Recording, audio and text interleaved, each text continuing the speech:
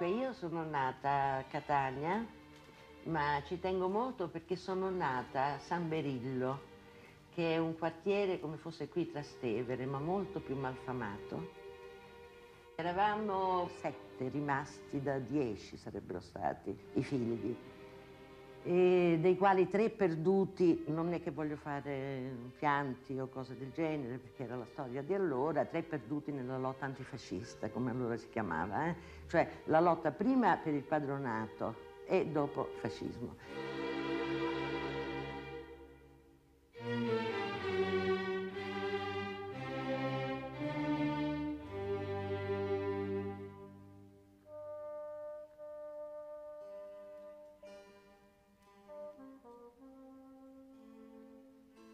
Je m'appelle Goliarda et je dois reconnaître que lorsque j'ai découvert que toutes les petites filles s'appelaient Maria, Anna, Giovanna, j'ai eu un petit choc. Je n'osais demander d'explication à personne, même si j'avais entendu dire chez moi qu'on m'avait appelée ainsi parce que j'avais eu un frère qui s'appelait Goliardo et qui était mort noyé avant ma naissance. Cela ne me convainquit absolument pas. Et un après-midi, exaspérée par ce nom qui surprenait tout le monde, dans la cour, à la plage, je cherchais jusqu'à la nuit, dans l'annuaire de Catane, désespérément, une sœur ou un frère qui portât ce nom. En larmes, je dus accepter la réalité. Il n'y avait aucune Goliarda, ni aucun Goliardo dans tout Catane, donc pour moi, dans le monde entier. J'étais seule. Maintenant, bien sûr, je me suis habituée. Je n'en ai même pas changé quand j'étais comédienne et que tout le monde me pressait de le faire. Et j'ai eu raison parce que, inconsciemment, je voulais le porter jusqu'à comprendre ce qu'il signifiait, pourquoi on me l'avait donné, et le dominer, ou mourir noyé comme lui, Goliardo, qui n'y avait pas résisté.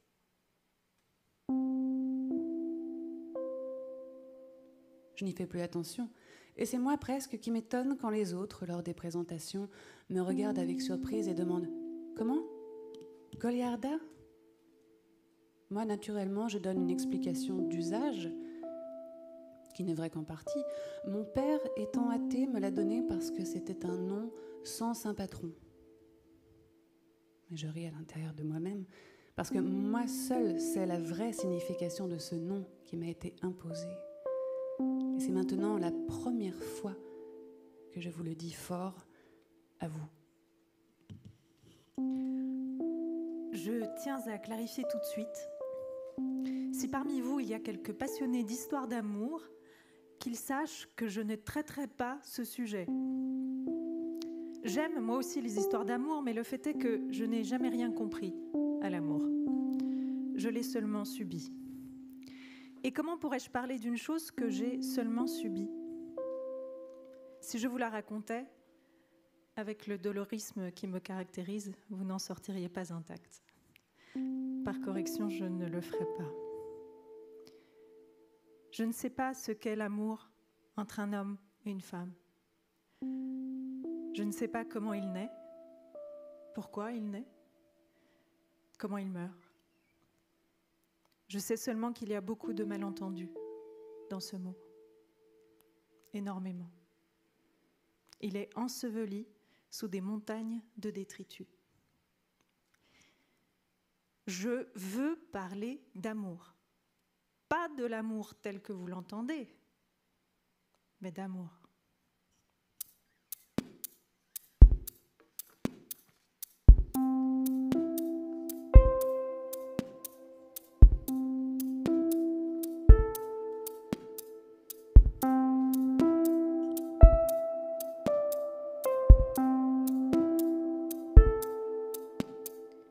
Viens mon échappée, mon ombre est cernée, cernée, bien s'en écarter à l'ombre des sommets. Décimés, on aura des gants de fer pour défaire les jambes pliées. Viens mon échappée, mon arbre est tombé, tombé, Rien ne t'a échappé, rien à déclarer. Égaré, on ira devant la mer pour inventer le ventre à l'air. Mais vous ne me montrez pas du doigt. Les loups ne m'arrêteront pas. Vous, laisse-moi filer, soldat. Les loups ne m'arrêteront pas. Viens m'en échapper, mon nom est visé, visé, bien loin des cheminées, au loin caché, effacé, on rira souvent de pair pour oublier demain, les mains en l'air. Mais vous ne me montrez pas du doigt. Les loups ne m'arrêteront pas. Vous, laisse-moi filer, soldat. Les loups ne m'arrêteront pas.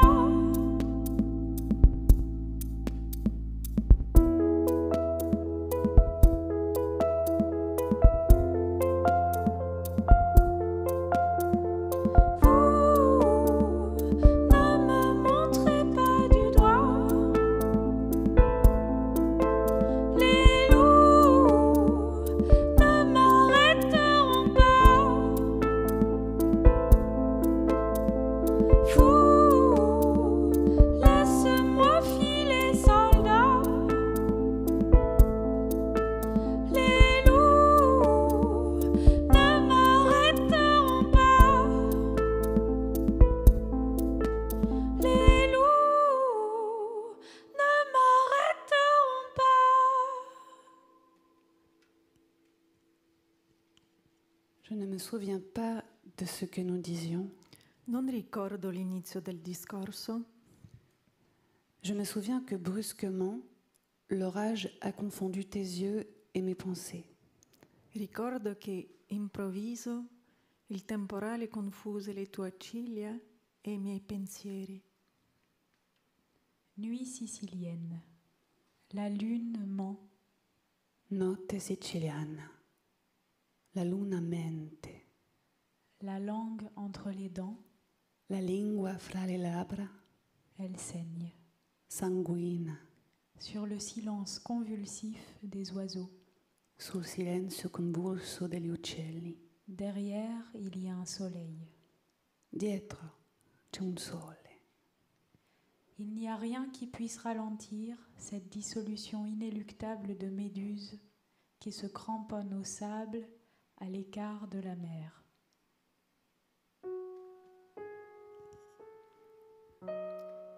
Elle est comme ça, mon île. Après ces courts orages qui hurlent à perdre haleine comme un adieu à la belle saison, le grand soleil gravit la dernière marche du ciel et s'installe à nouveau sur son trône.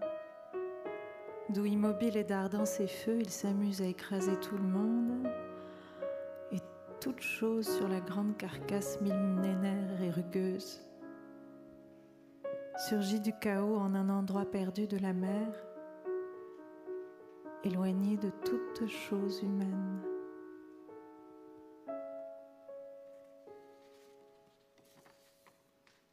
Tu nageras jusqu'à plus froid, curieux d'avoir tant repoussé l'effort. Tu te repentiras d'avoir attendu tout l'été. Il y en a des comme toi et d'autres plus désespérés qui, du haut des falaises, s'étaient déjà jeté. Cet impéria qui t'a poussé, cette autre hanté qui t'apprendra l'enfer de la mer enflammée. tout suffocant à bout de bras, le charme carmin des vallées, l'étranglement du cœur lilas pris dans ta gorge. Les vagues de rouge gorgées aussi me baigner de lilas, ivre et sauvage tu descendras. Tous les cafés de la jetée pris dans la sphère sur le navire, au creux des vagues à Panama, draguer le souvenir que tu as de ses bras, cet Imperia qui t'a poussé, cette autre Ante qui t'apprendra l'enfer de la mer enflammée, tout suffocant à bout de bras, le charme carmin des vallées, l'étranglement du cœur lilas pris dans ta gorge.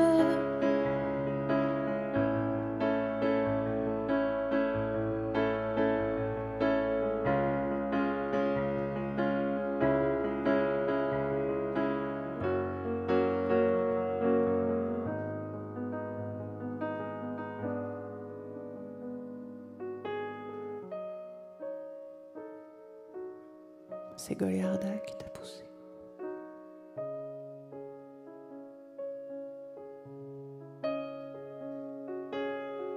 C'est Sapienza qui t'apprendra.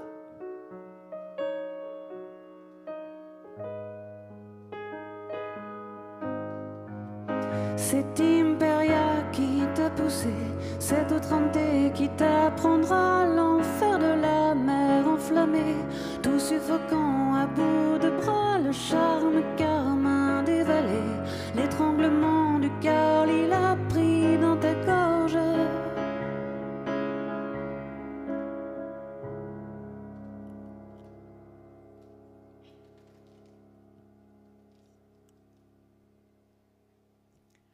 J'étais une sapienza, fille d'avocat certes, mais petite fille de cordonnier, eux-mêmes enfants et petits-enfants dont on ne savait trop quelle sorte, on ne comprenait pas bien s'ils étaient turcs ou grecs, de vendeurs ambulants, trafiquants ou petits voleurs, débarqués depuis peu de régions absolument indignes, le Levant, donc des Levantins. Chez moi, tout le monde avait toujours tant à faire. Tant et tant qu'on était contraint soi-même de s'inventer 1000 choses à trafiquer, à mener à bien. Lire, jouer, parce que jouer et imaginer étaient considérés chez moi comme un faire.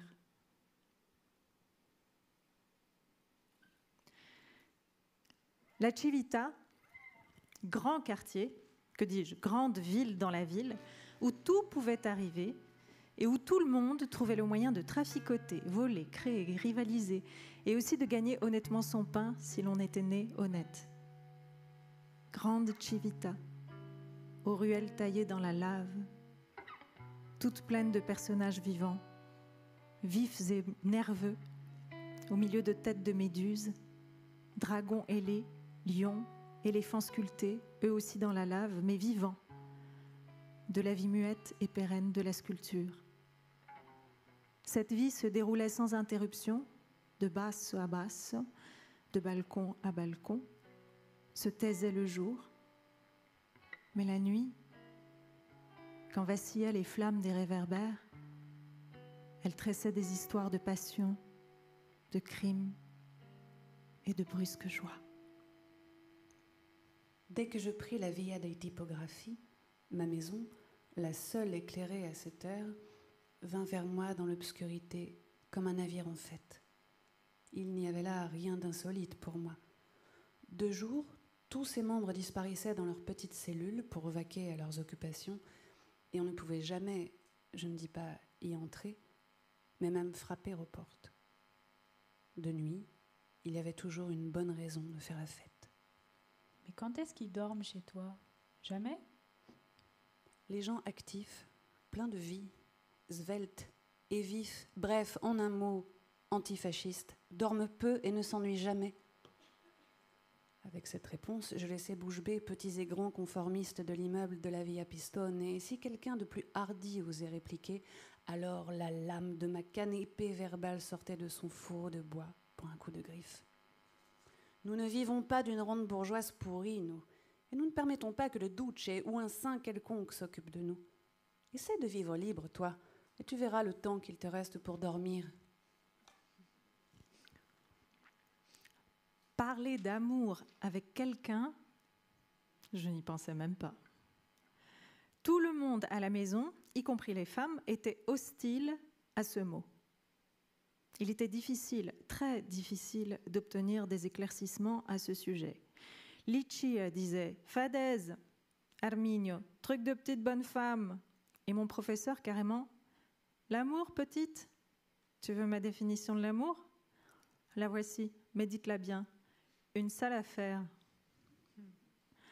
Musetta, elle, répétait que c'était l'arme qu'utilisaient les hommes non seulement pour réduire les femmes en esclavage, mais pour les anéantir complètement. La seule à admettre que l'amour était une chose digne d'être prise en considération était ma mère. Mais elle en faisait quelque chose de tellement compliqué, et ce devait être un amour libre de conventions, de chantage psychologique et financier, etc. Bref, elle en faisait quelque chose de tellement officiel qu'il valait mieux détourner la conversation sur la Grèce antique, la politique ou la philosophie. Car là, au moins, même si c'était difficile, en s'appliquant, on arrivait à comprendre.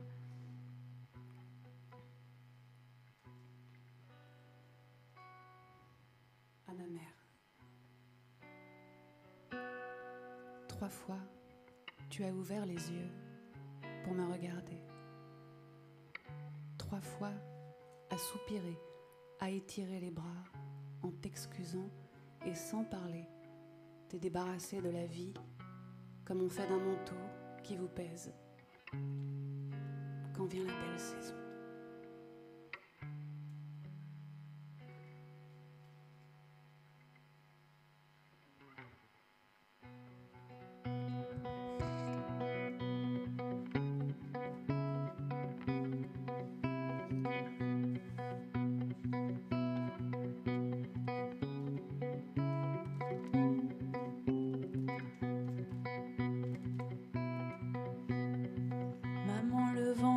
Fait la cour, le vent me presse et m'éparpille, le vent me souffle des discours.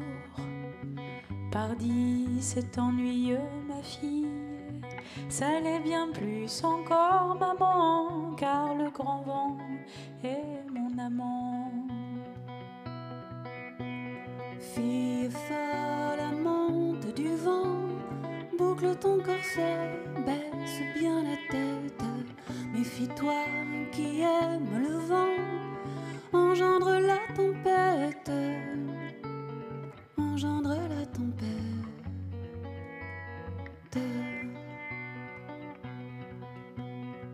Maman, le vent partout me suit, le vent me presse et me bouscule, il pousse mes volets la nuit. Pardi, tu seras ridicule. De quoi ma fille a-t-on bien l'air en accouchant d'un courant d'air? Fille folle, amante du vent, boucle ton corset, baisse bien la tête. Méfie-toi qui aime le vent, engendre la tempête, engendre la tempête.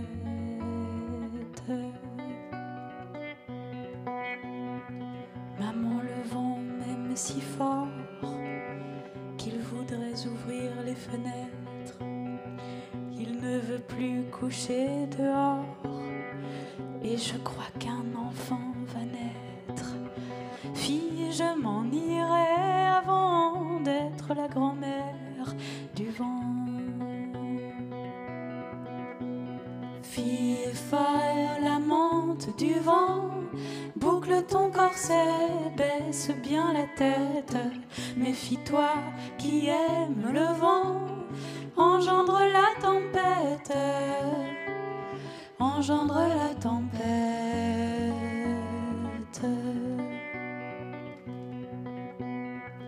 Maman, mon fils est né ce soir, j'en suis restée toute meurtrie. N'ai pas eu le temps de le voir, il m'a laissé à ma folie. Et le voici parti, maman, aux trousses de son père, le vent. Mes amours ne sont que du vent. Est-ce aussi le vent que j'ai dans la tête? Puisque tu me fuis, mon enfant, je suivrai la tempête. Je suivrai la tempête.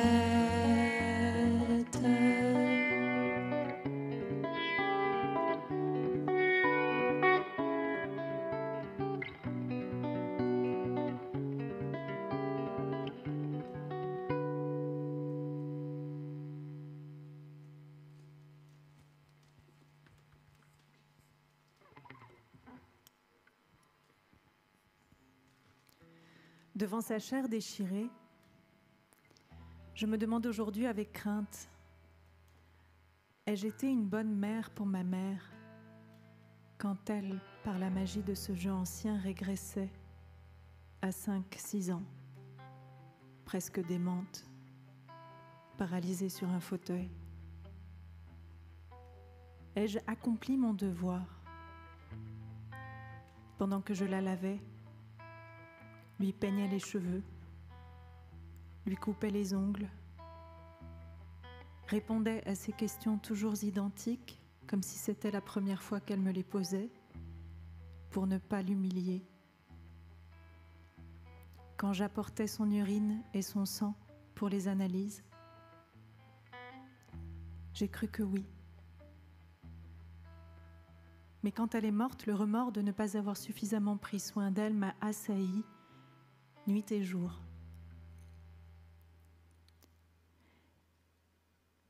Il a fallu 10 ans pour que je comprenne le sens de ce remords. J'avais été une bonne mère, mais je m'en voulais d'avoir, par mes soins, prolongé son agonie de 2 ou peut-être 3 ans. Ma façon de la soigner était une vengeance. Enfin, je l'avais en main, cette femme qui m'avait dominée toute ma vie. Je pouvais la laver, la tenir dans mes bras, la caresser, elle qui auparavant était si avare de tendresse. Je pouvais l'empêcher de manger. C'était la seule chose ayant le diabète qui lui donnait désormais de la joie. Je me vengeais de ce qu'elle m'eût trahi avec la folie. Je me vengeais en lui faisant voir comment on prend soin d'une fille, en le lui faisant voir à elle, qui, ne s'occupant que de mon esprit, m'avait pour le reste négligé de toutes les façons. C'était cela, mon remords. Remords de la contraindre à garder en vie ce corps déjà mort. Et elle le savait. Elle me dit 1 mois ou 2 avant de mourir, « Pourquoi parle-t-il de paradis et d'enfer, Goliarda, comme ils sont bêtes? Mon paradis est ici près de toi. Mais je suis très fatiguée et je voudrais mourir pour enfin me reposer. » À l'aube, elle me dit 3 fois, « Excuse-moi, Goliarda. Excuse-moi. »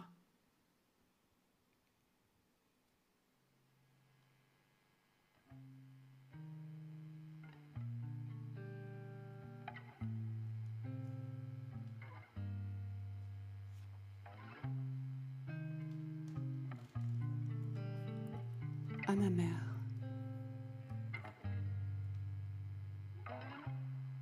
Si je pouvais, en cette nuit vide, poser mon front sur ton ample poitrine de toujours. Si je pouvais me revêtir de ton bras et tenant dans mes mains ton poignet effilé par des pensées acérées, des terreurs tranchantes.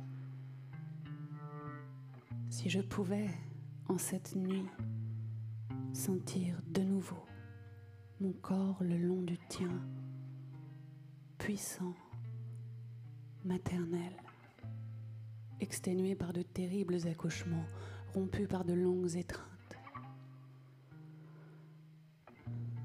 Si je pouvais en cette nuit sentir de nouveau mon corps le long du tien, puissant, maternel.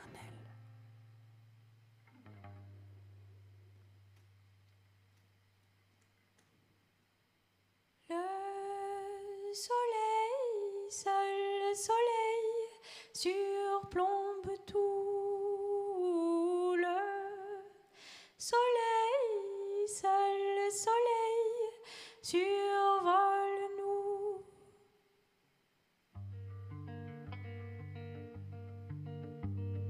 Le soleil me dévore quand vient l'aurore. Il m'appelle. Le soleil sait encore comment faire à présent. Me réveille. Le soleil chassera la peine, l'envolera même dans le vent. Mais prise dans mon grand cerf-volant, viendra de temps en temps me perdre. Le soleil, seul soleil, surplombe tout. Le soleil, seul soleil, survole nous. Le soleil, seul soleil, surplombe tout. Le soleil, seul soleil, survole nous.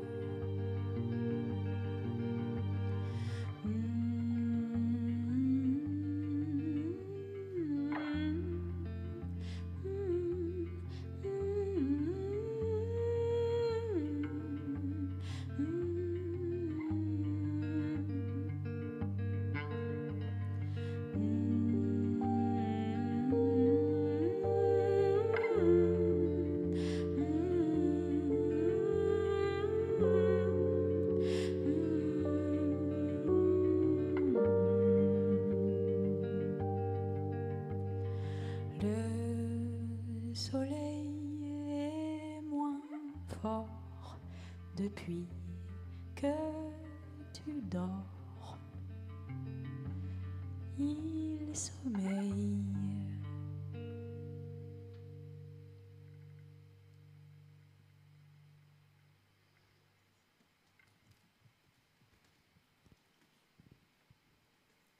Enfance. Infanzia. C'était l'été. Era l'estate.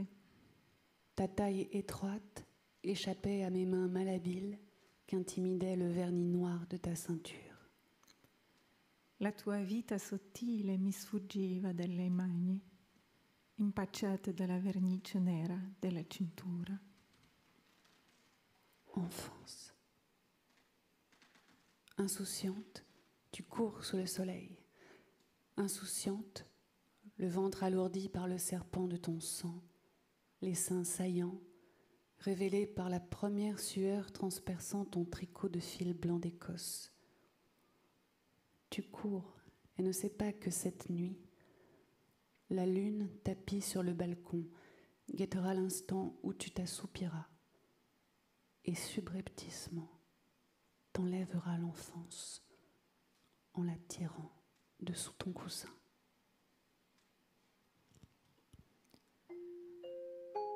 La frisée ne me demanda jamais en mariage.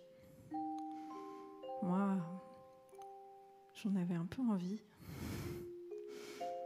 Je ne lui plaisais pas. Peut-être parce que j'étais trop maigre. Ou peut-être parce que le mariage avec Nika marchait bien. Nika venait tous les jours chez moi, en haut, avec des bonbons. Et elle avait également 2 nouvelles robes. La frisée ne me demanda pas en mariage, mais Nika, un après-midi où nous jouions aux demoiselles du téléphone, me demanda « Tu veux m'épouser ?» J'étais si émue que je ne savais que répondre. « Mais comment fait-on » ? Comme ça. Et elle commença à me déshabiller, et puis elle se déshabilla elle aussi. Elle fait comme ça, c'est elle qui m'a appris. Et elle se mit à m'embrasser et à me serrer contre elle. Maintenant tu fais la femme et moi l'homme. Maintenant tu fais l'homme et moi la femme. Mais je n'y arrivais pas. Je ne savais pas bouger sur elle comme elle faisait. Elle ne se fâcha pas, et c'est elle qui fit toujours l'homme. Elle ne se fâchait jamais. Nika était bien en chair, et j'aimais me serrer contre elle quand elle me caressait. Nous nous mariâmes cet après-midi-là, et nous restâmes mari et femme jusqu'à ce qu'elle emmène en haut Nunziata et veuille qu'elle soit, elle aussi, un second mari. Au début, je fus dépitée. Je ne lui suffisais plus. Mais pour être embrassée par elle, je supportais Nunziata qui était maigre et me mordait. Bien sûr, Nika m'embrassait encore, mais ce n'était plus comme avant. Jusqu'à ce qu'un soir, ma mère entre pendant que Nika m'embrassait. Elle ne semblait pas en colère. « Habillez-vous et retournez en bas, je dois parler à Goliarda. » Et à peine la porte se fut-elle fermée derrière elle, elle se mit devant moi et alluma la lumière. Il y avait encore du soleil, c'était le crépuscule, on y voyait. Pourquoi avait-elle allumé la lumière ? Elle me regarda longuement, puis elle me donna 2 gifles et me laissa là, au milieu de la chambre. Je ne pouvais pas bouger. J'essayais, mais mes pieds s'étaient collés au sol. J'étais fatiguée de rester debout. Les oreilles, les épaules me faisaient mal. Je tombais à genoux. À genoux, je commençais à avoir sommeil. Je ne pleurais pas. Je savais que c'était mal, ce mariage, et que la punition arriverait. Je savais que ma mère n'en parlerait plus. J'étais responsable de ce que je faisais. Je ne devais ni demander pardon, ni le refaire. Et je ne vis plus Nika. Je ne descendis plus dans la cour de peur de la voir. J'avais tellement envie de l'embrasser. Tellement envie que je ne pus m'empêcher de me déshabiller devant le miroir et d'essayer de m'embrasser comme elle m'embrassait. Sa bouche dans le miroir, ses mains dans le miroir. Avec ses mains, j'essayais de retrouver cette chaleur qu'elle me communiquait dans les jours heureux. Je me déshabillais, j'essayais de m'embrasser, de me caresser, mais ces 2 gifles me frappaient et la lampe s'allumait, après, dans la pénombre, m'obligeant à tomber à genoux, seule au milieu de la pièce.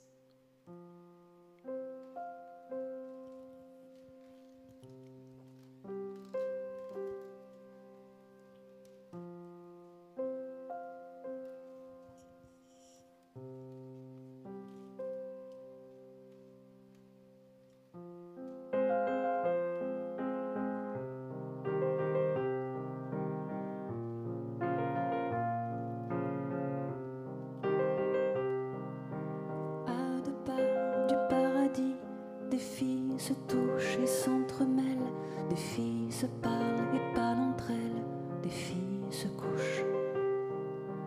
À 2 pas, 2 coins d'ici, des sœurs se frôlent et s'interpellent, certaines échangent leur micelle, d'autres échangent leur nom. Dit, je parie un baiser, que tout finira au bûcher. Dieu n'a pas Dieu pour ses filles, que d'autres déshabillent. Dans l'eau bénite des filles se montrent leurs dentelles, arborent des sourires enfantins, tout leur paraît si naturel. Mais à ce train-là, pensez bien, vous vivrez des vies parallèles pour des promesses faites au ciel par vos bouches rouges carmin. Ce sera l'enfer, demoiselle, au muséum vos squelettes, quand comme un amas d'allumettes se tiendront tout feu par la main. Dis, je parie un baiser que l'on finira au bûcher. Dieu n'a pas Dieu pour les filles que d'autres déshabillent.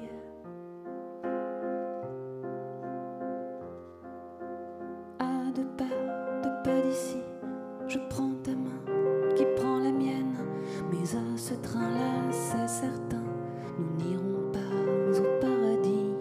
Nous baignerons dans le satin, dans le champagne et l'hydromel, et ces promesses faites au ciel se noieront dans l'eau du grand bain.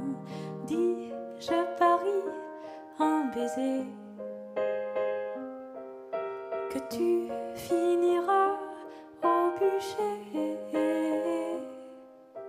Je n'ai pas Dieu pour Dieu qui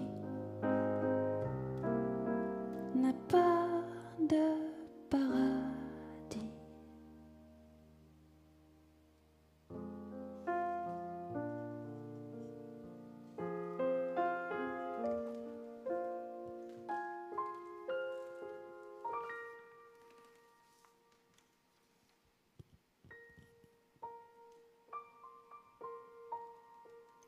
Nika a 11 ans de sa mort. Je peux évoquer ton sourire, tes traits, toujours près de mon souffle, ta voix étouffée par le flot de la mer. Je peux évoquer ta silhouette au fil de midi parmi les vignes. Et pourtant je redoute de te regarder maintenant que tu te tais, près de moi replié dans ton silence.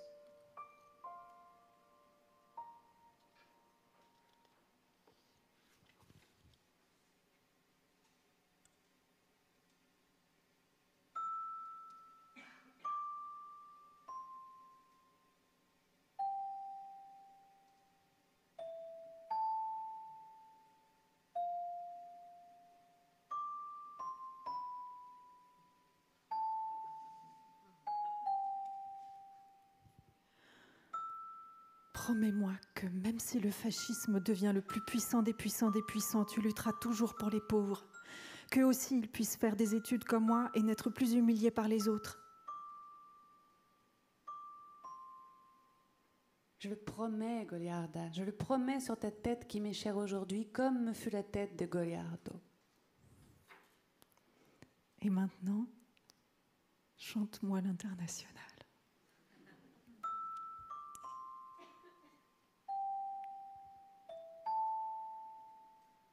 Je te la chante, mais doucement, parce qu'il y a ici tellement de monde que nous ne connaissons pas.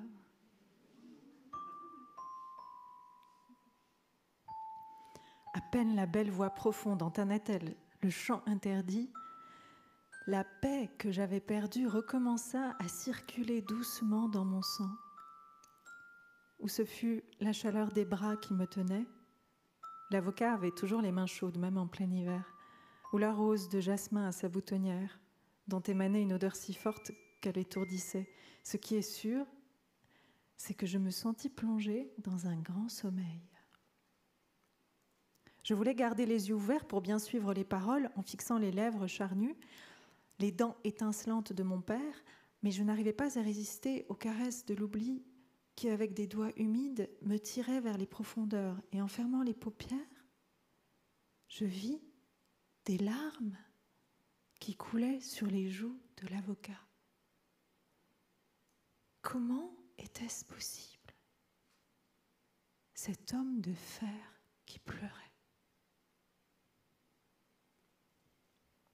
Ce cri, Ne la viole pas, que ma mère répétait attachée dans son lit à l'asile, était adressée à mon père. Aujourd'hui, je parviens à l'écouter et à comprendre ce que je ne voulais pas accepter. Probablement, l'avocat était-il tombé amoureux de l'une ou l'autre des filles de ma mère, et c'est la raison pour laquelle les deux jeunes filles s'enfuirent sur le continent. Ce cri me sembla terrible, au point de l'ensevelir au fond de mon estomac, intouché, sans l'avoir écouté. Mais c'est ainsi, je le vois aujourd'hui. Je suis arrivée à réentendre ce cri, et j'ai pris mon courage à deux mains. Mais j'ai une peur terrible, ne serait-ce que parce que c'est le printemps et que dehors il tonne et il pleut et il fait presque noir. Je m'égare dans les couloirs et les pièces de ce labyrinthe où l'on entend net ce cri qui sort de ma bouche et qui me secoue de la tête aux pieds. Serrez les poings sur la bouche pour ne pas dire. Serrez les poings sur les yeux pour ne pas voir. Se jeter à terre et creuser en silence. Serrare i pugni alla bocca per non dire. Serrare i pugni sugli occhi per non vedere. Buttarsi in terra e scavare in silenzio.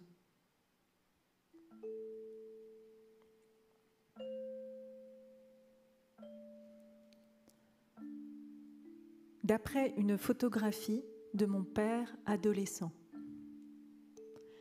Il était maigre et blanc, se taisait. Un jour, il cria tourné vers la mer. Ce cri fit se souder mes articulations par une haine incorruptible. J'eus faim. Je veux un enfant de toi qui est mon père. Avec ses mains, je clouerai le couvercle du cercueil sur ton corps vivant. À mon père. Pourquoi m'appelles-tu ainsi? Que veux-tu de moi? Ta chair est froide à présent. Avant, tu ne voulais pas m'embrasser.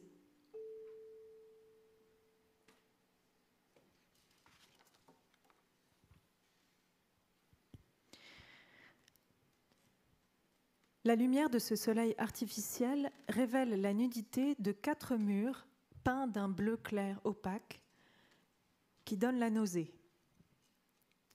Puis un cabinet de couleurs douteuses, sans abattant, et une cuvette grisâtre. Sur le mur en face de l'entrée, une fenêtre rectangulaire avec des vitres très épaisses, d'une couleur pareille à celle des latrines de 3e catégorie.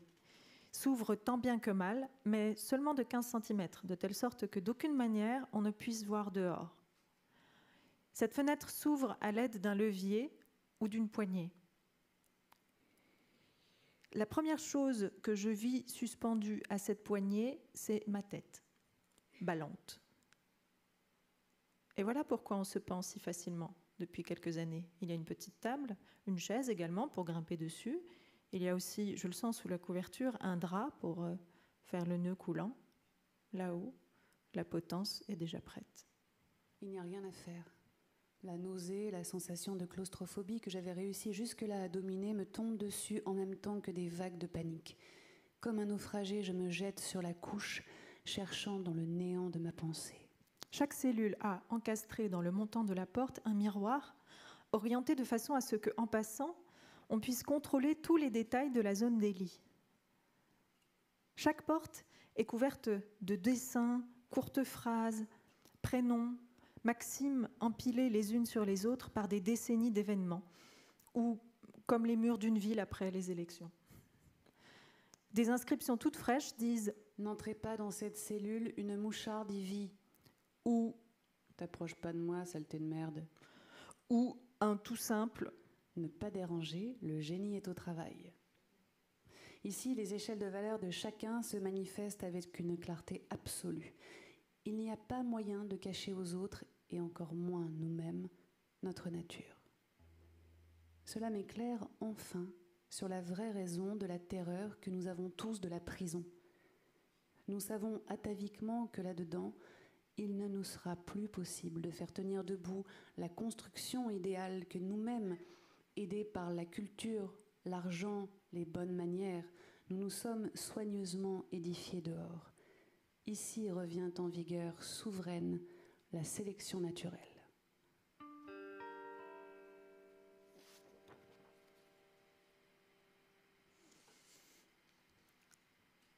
Je m'appelle Roberta. La voix de cette blondinette contraste tellement avec son petit visage de biscuit que je ne peux m'empêcher de la regarder alarmée. Il y a assurément deux natures en elle et en tel désaccord qu'elle rende sa présence, à peine ouvre-t-elle la bouche, explosive. Remarquant mon étonnement, elle me regarde à son tour, tandis que des éclairs violacés s'ouvrent un chemin dans la masse sombre de ses pupilles. Ne t'inquiète pas. Je suis une violente irréductible, mais je ne mords pas. Mère Nature s'est repentie de m'avoir donné un caractère si excessif. Elle a essayé de réparer les choses en faisant mon enveloppe externe la plus fragile possible. Cette douce statuette aux membres fins et aux longs cils est un chef. On le sent aussi au silence qui s'est fait alentour. Eh oui, tu es nouvelle ici. Je dois t'avertir qu'ici, les rapports deviennent si essentiels que si l'on n'est pas prudent à l'extrême, ils peuvent conduire à des tragédies. À Pérouse, une détenue s'est pendue l'autre jour où l'une de ses compagnes de cellule a été relâchée à l'improviste. Et cela sans implication homosexuelle. C'est juste que la malheureuse s'était trop attachée à sa compagne, n'ayant pas l'expérience de l'enfermement. Il est indispensable de garder toujours à l'esprit que d'un moment à l'autre, nous pouvons être séparés. Je dois vous rappeler également que depuis quelque temps, pour les politiques, la règle est de séparer les prisonnières dès que l'on remarque que 2 ou 3 d'entre elles s'entendent trop bien.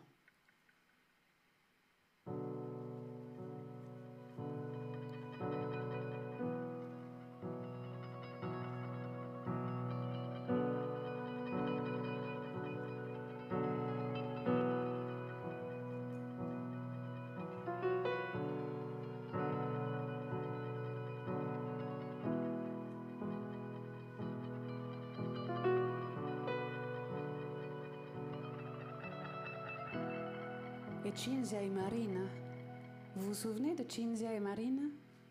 Certaines ne connaissent pas cette histoire et réclament impatiemment de savoir. Cinzia et Marina s'étaient rencontrées ici, à Rebibbia. Elles étaient toutes les deux mariées et Marina avait en plus 2 enfants. Entre elles est né un amour si fort qu'au bout de 3 ans, paraît-il, elles avaient pris l'apparence l'une de l'autre, dans la voix, dans les gestes. Et puis Marina a été libérée et elle est retournée à son mari et ses enfants. Cinzia pleurait tout le temps et maigrissait.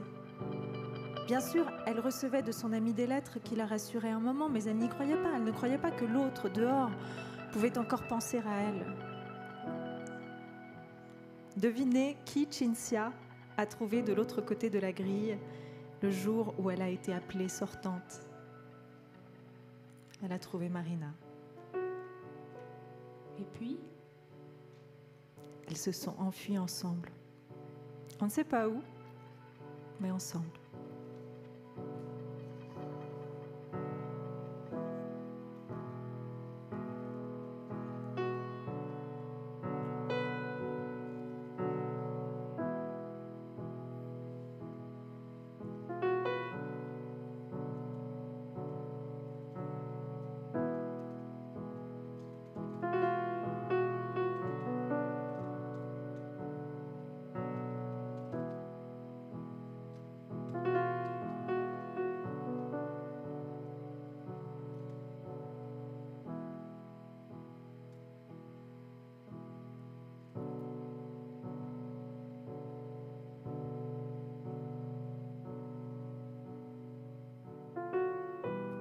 à l'ombre du delta, on se voit en cachette. échapper aux dieux, aux dieux, pour échapper aux lois qui feraient couper nos têtes et nous jetteraient d'un toit. À l'ombre du delta gisent les girouettes qui pensaient s'en tirer mais se sont fait tirer.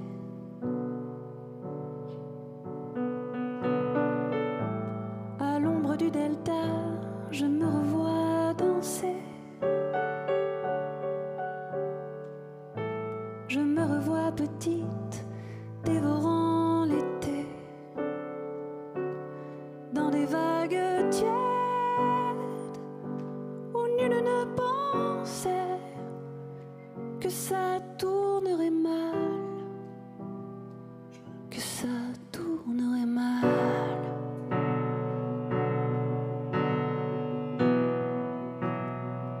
Que ça tournerait mal.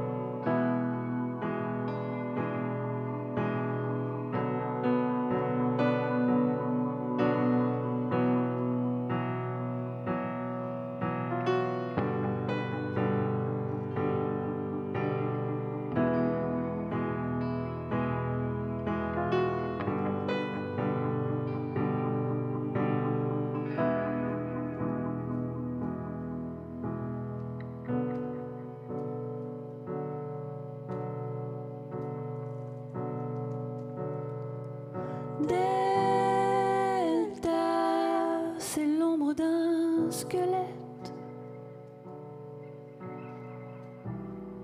qui me salue sans voix et te ressemble en creux.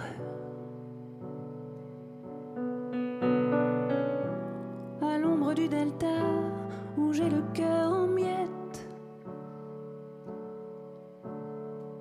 des amis se relaient et me consolent. Delta, des morceaux, des vestiges, nés d'un si grand chagrin, mus d'un si grand vertige. À l'ombre du delta, je me revois danser. Je me revois petite, dévorant l'été, dans des vagues tièdes où nul ne pensait que ça tournerait mal, que ça tournerait mal.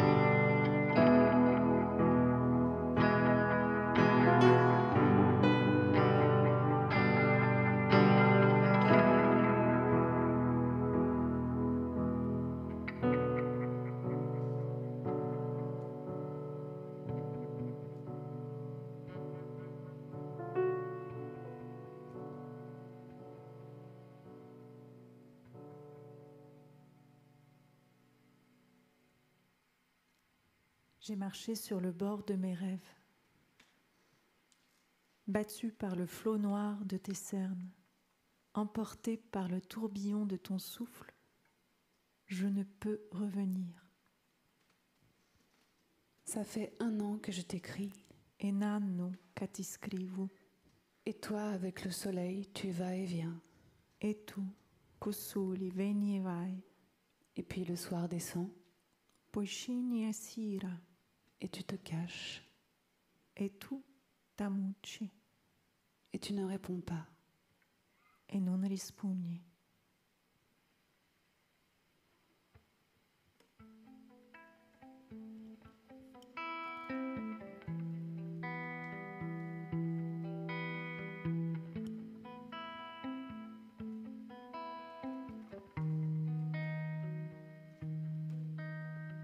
Calme, la mer efface la peine et ma peau s'y plaît. Les jeunes filles en été se baignent sous la jetée. La jetée, la jetée, le phare. Je m'y suis jetée un soir, le vent si fort m'y poussait, m'y poussait. Positano est le lieu des longs crépuscules. Le soleil, passant au-delà de l'immense barrière de monts, renvoie là en haut une luminosité extrême. Une ombre précoce s'étend sur les marches, tandis que la grande masse de la mer tient lieu de miroir d'Archimède et continue à incendier pendant des heures et des heures les blancs et les roses des maisons, le vert des citrons, le rouge rouille des falaises. L'orage a cessé. Tous les après-midi, il se déchaîne pendant 2 heures et puis tout finit dans cette paix si pure qu'elle donne au sens une ivresse plus forte que n'importe quel vin.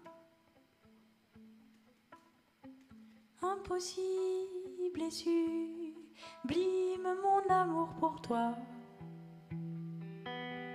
s'abîme, mais jeune fille, cette fois je me baigne sans y penser. La jetée, le phare. Je m'y suis jetée un soir, le vent si fort m'y poussait, te toucher dans le noir. Je m'y suis noyée, c'est trop tard. Jamais plus je n'y reviendrai. Positano guérit de tout, vous ouvre l'esprit sur les douleurs passées et vous éclaire sur les présentes et vous préserve souvent de tomber dans l'erreur.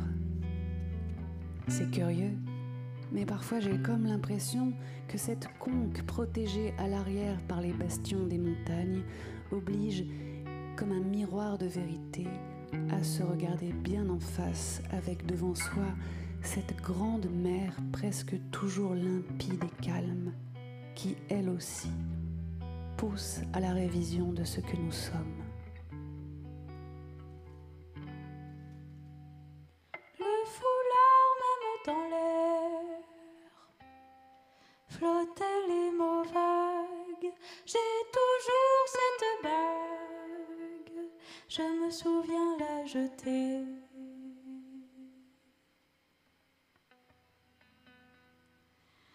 La jeter,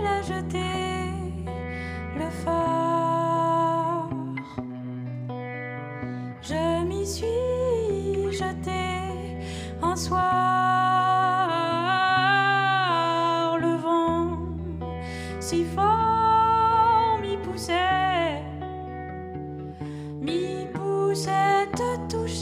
te toucher dans le noir. Je m'y suis noyée, c'est trop tard, jamais plus je n'y reviendrai, plus jamais la jeter, la jeter.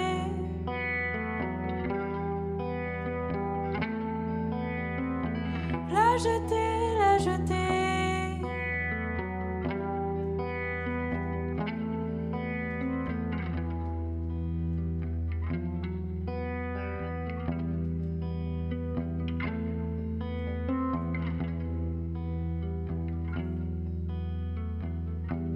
Ma mémoire s'embrume au souvenir de cet après-midi étouffant du mois d'août. Le noir de l'oubli, qui est toujours grisâtre, plein de brouillard tourmenté, fut annulé par l'éclatant, le surcoup de pinceau des nuits de Positano, quand tout se tait, occupé à écouter l'odeur mélodieuse des jasmins et des herbes aromatiques de ces innombrables jardins. La mer elle-même se tait, dominée par le parfum invincible de la costiera. Ces rochers tombaient dans des dessins de kaléidoscope. Le souvenir de son sourire me poussa à la chercher à travers les petites rues, places, angles de murs, jusqu'à la voie lumineuse des réverbères de la plage adossée à l'obscurité de la mer. Mais je ne la trouvais pas. Cette curieuse créature que tout le monde aimait à Positano, chose déjà suffisamment rare, flottait toujours aux marges de mon imagination comme un rendez-vous que je ne pouvais manquer.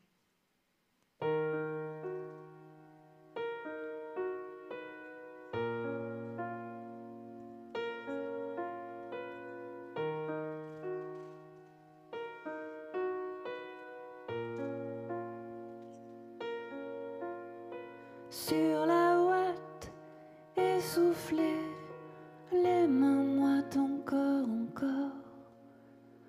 D'ambre et d'or, les blondes vites fumées, derrière la vitre fumée la route pour Andorre. Dans le décor évaporé, s'évaporer.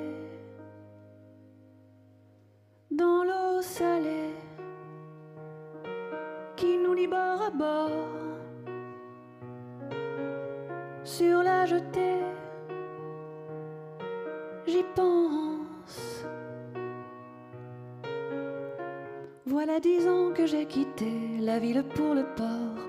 On me dit presque mort, on me dit possédé par une chanson dans la tête qui va me rendre fou. Je n'ai plus le goût à la fête, plus de goût du tout.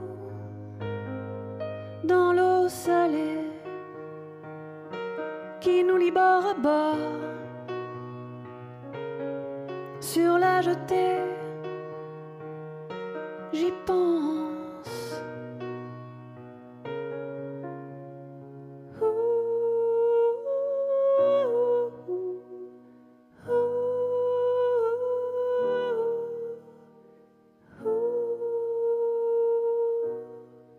Sur la jetée, tout se défait. Tout se défait.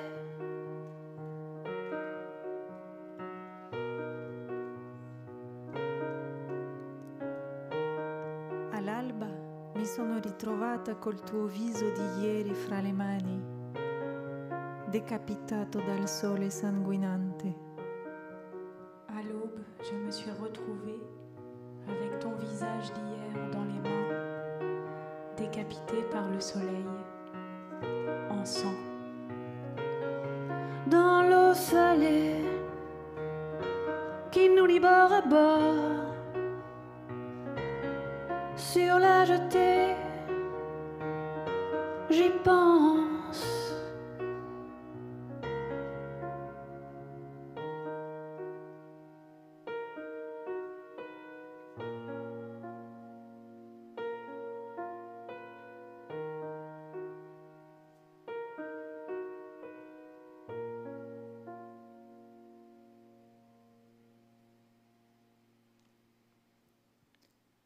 Une année n'est pas passée depuis que j'ai entendu pour la dernière fois ce rire, à la fois enfantin et rauque qui est le sien. Et pourtant, c'est comme si les modulations de cette voix sortaient d'un passé si lointain qu'il donne des frissons de peur supraterrestre. C'est Roberta. Je le réalise, ma camarade de la cellule 27, mon premier domicile fixe à Rébibia. Roberta doit avoir senti mon regard parce que, durant un instant, ses yeux ourlés d'ailes de papillon ont un léger mouvement vers moi. Quand, à Rébibia, je me suis entendue appeler sortante, ce fut comme si quelqu'un m'avait arrachée du ventre de ma mère. Tant était fort le déchirement de la laisser. Parce que c'est clair pour moi, maintenant. Je ne peux faire comme si c'était seulement l'endroit qui m'intéressait encore ou autre connerie de ce genre. C'est elle que je ne voulais pas laisser.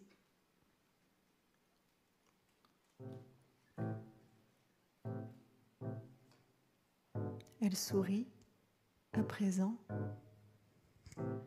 et dans son sourire, de vrais faisceaux couleur de miel envahissent ses pupilles. Mais moi, à bout de force, je souhaite seulement qu'elle enlève ses bras de mes épaules. Ces bras qui maintenant ne se contentent pas de peser, mais ne font plus qu'un. Un tout plein de chair, avec ma chair. Mais il n'y a rien à faire, cette chair tiède, frissonnante, confondue à la mienne, non seulement ne veut pas s'en aller, mais s'approche de façon effrayante, faisant disparaître ses yeux, remplacés par un tourbillon aérien de lignes. De ce tourbillon, 2 lèvres fermées, charnues et résistantes, s'impriment sur les miennes. Un instant qui dure un siècle. Ce baiser inattendu achève de faire chavirer toutes les émotions que depuis l'après-midi, Roberta a fait tomber sur moi avec une intensité continue.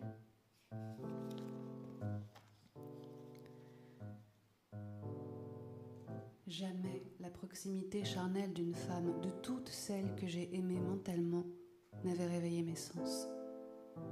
Non, ce n'est pas de l'exagération. L'écho plein de frissons exaltants que ses bras et ses lèvres charnues ont imprimé en moi, me faisant perdre la notion de moi-même, et toute fin en est un signe indubitable. Aucune femme jusque-là ne m'avait fait perdre l'appétit. Je voudrais la fixer dans ses yeux qui s'élargissent, m'enveloppant tout entière et m'absorbant à l'intérieur d'elle. Mais je ne dois pas le faire. Je détourne les yeux du miroir magique, essayant d'arrêter le courant qui s'est maintenant mis à tournoyer, ininterrompu, de son cerveau au mien, sans pause ni solution de continuité. Voici qu'après la terreur première de me voir vivre en elle, une paix inexplicable s'installe en moi, exactement comme quand, adolescente, je m'attardais en longues promenades au bord de la mer, occupée à parler, à disserter avec moi-même, dans cette plénitude autosuffisante qu'on ne possède que dans la jeunesse.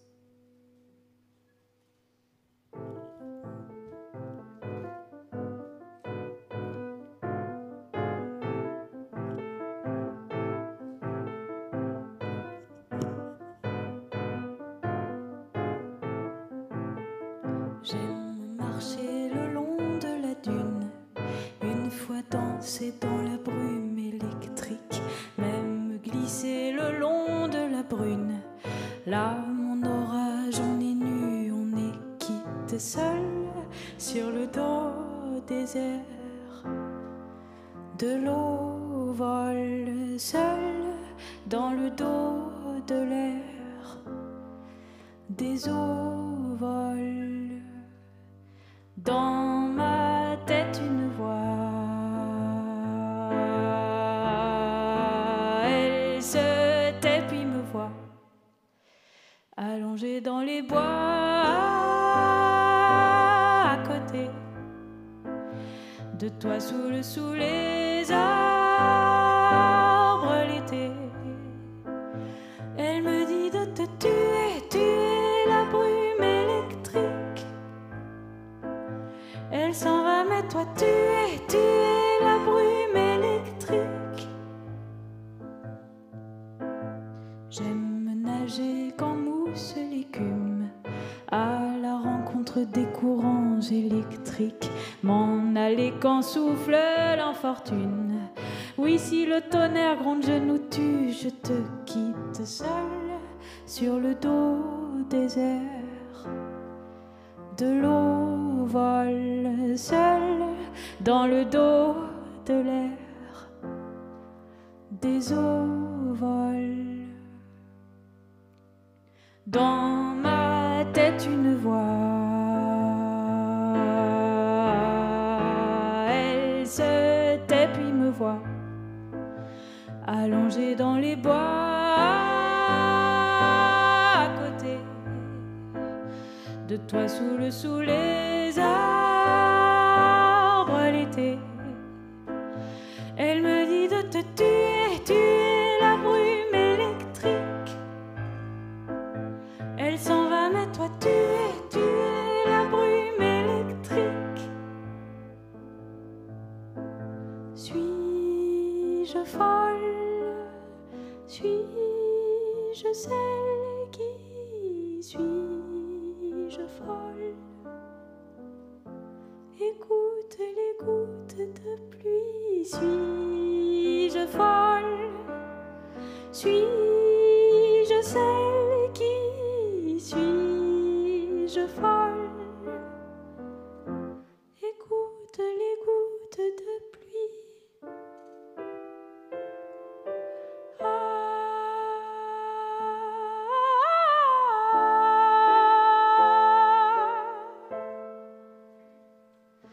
Allongée dans les bois à côté de toi sous les arbres l'été. Elle me dit de te tuer la brume électrique. Elle s'en va, mais toi tuer la brume électrique.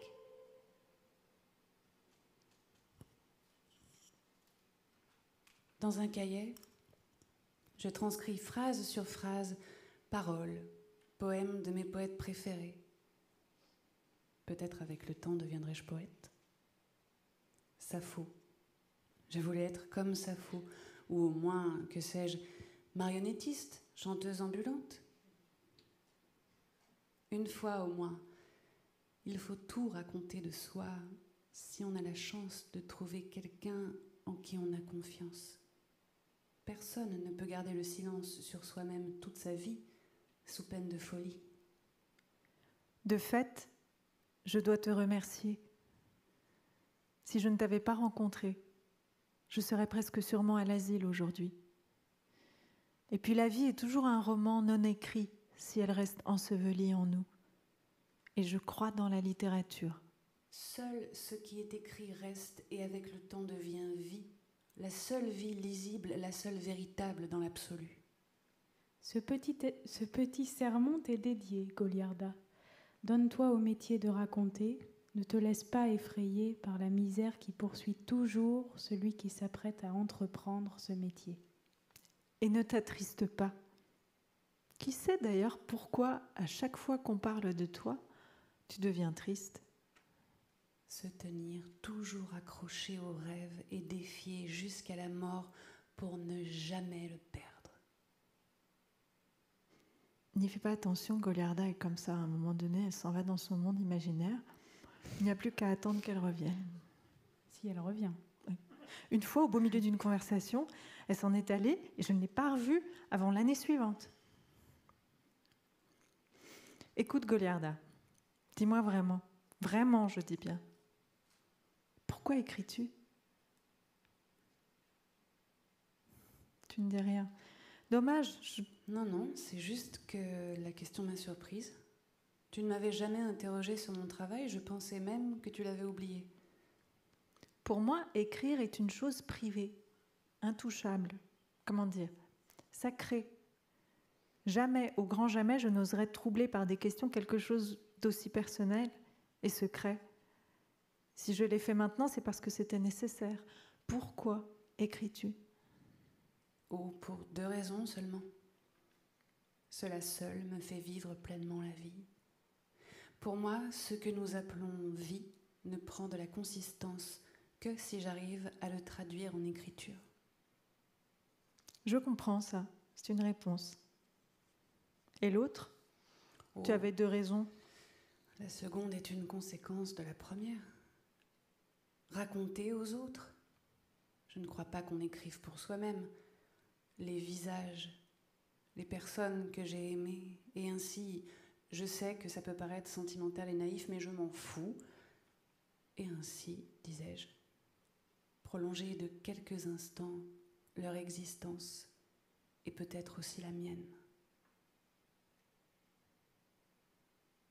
Ah, ti dico che io piccola, avevo 5 anni, una volta mi lamentavo perché casa mia era piena, avevamo tutti gli strumenti, tutti suonavano il pianoforte, piena di libri, perché era considerata la cultura come il pane, un elemento primo per crescere.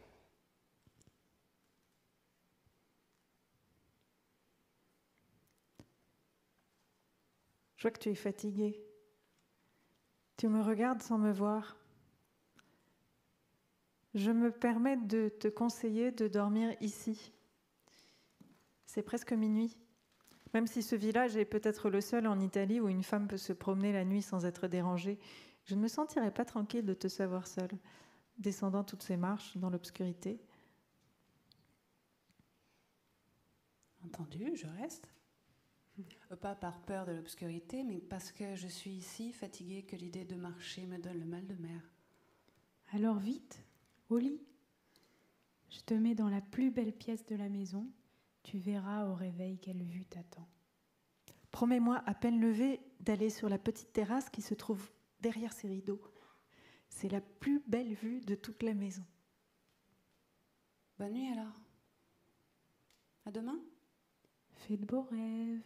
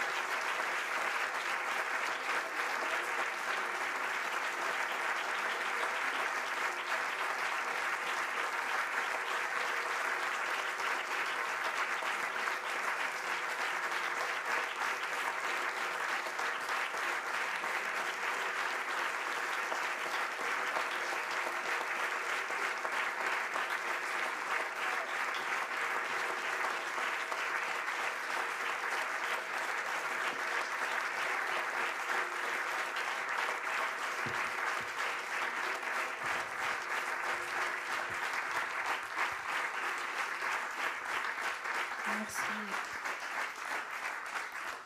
Oserais-je un grazie mille? J'ai des complices dans la salle. Alors, avant toute chose, je voudrais, parce que souvent après les spectacles, on me dit mais qu'est-ce que vous avez lu, mais qu'est-ce que vous avez chanté? Bon, je me suis dit ce soir, je me fais plus avoir. Alors, on est rentré sur scène sur une musique que Axel au son nous a lancée. C'est un concerto pour basson de Vivaldi en ré mineur. Pourquoi? Parce que dans un des romans de Goliarda Sapienza qui s'appelle L'université, je vais y arriver, de Rebibbia, qui parle de son court séjour dans la prison de Rebibbia, après qu'elle ait volé des bijoux à une amie. Elle a été incarcérée. Et dans cette prison, elle côtoie moult prisonnières, compagnes de cellule, dont l'une se surnomme Mama Roma. Et dans le film Mama Roma, il y a un petit moment où on entend ce concerto pour basson.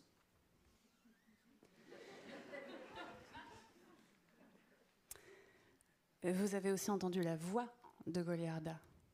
C'est extrait d'une interview qui date de 1994 de Anna Amendola et Virginia Onorato. Et puis, vous avez été bercé par les sublimes chansons de Laura Cahen.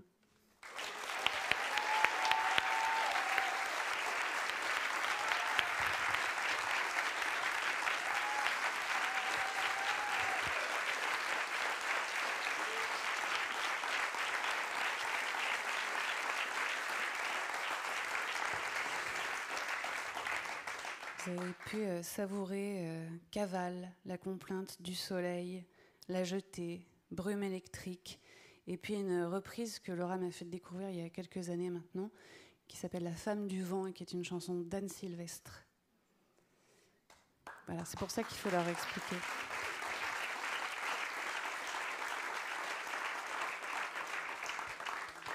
Et puis les autres chansons, les miennes donc, sont extraits des 2 premiers albums et puis du prochain qui sortira l'année prochaine. Merci.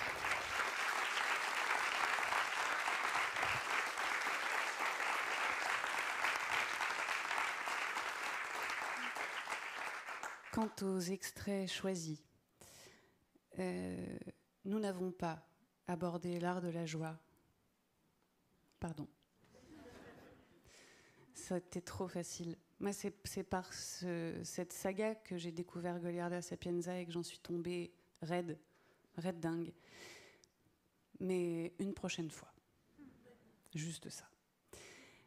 Pas les carnets non plus, mais par contre, tous ces autres romans, ces poèmes, et aussi des extraits de carnets. Donc, vous avez écouté des extraits de Lettres ouvertes, qui est sorti il n'y a pas si longtemps que ça, en France. Moi, Jean Gabin, L'université de Rebibbia, Les certitudes du doute, Rendez-vous à Positano et Ancestral, qui est un recueil magnifique de poèmes qui a paru il y a quelques semaines ou quelques mois. Dites-moi si je me trompe. Voilà, à ce stade-là de la soirée, je ne vais plus faire de grands discours, mais j'aimerais remercier de tout cœur. Donc, au son ce soir, Axel nous a accompagnés.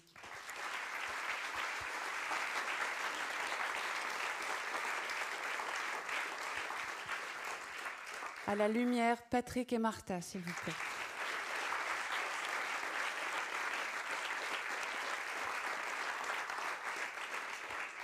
Je voudrais également remercier Christina et Evelyne qui nous ont accueillis dans ce beau festival qu'est Italissimo. Merci beaucoup à elles. Beaucoup.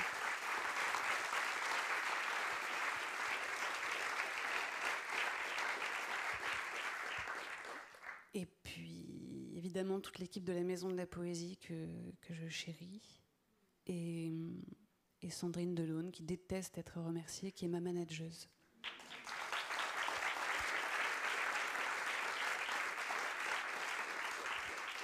Un immense merci pour finir à mes 2 invités qui ont eu une patience et peut-être un petit grain de folie pour accepter ce challenge. Dounia Sichoff.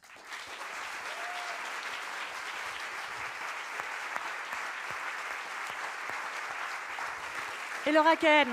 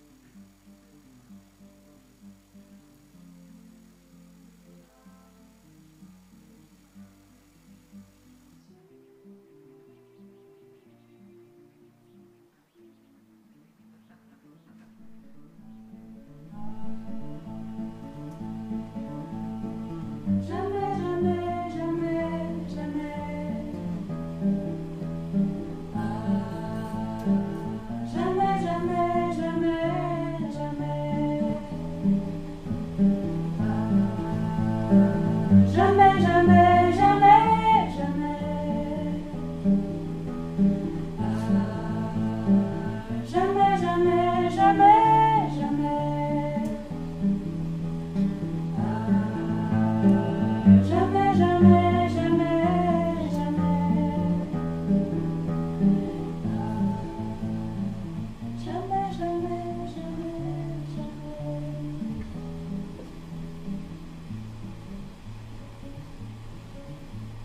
Si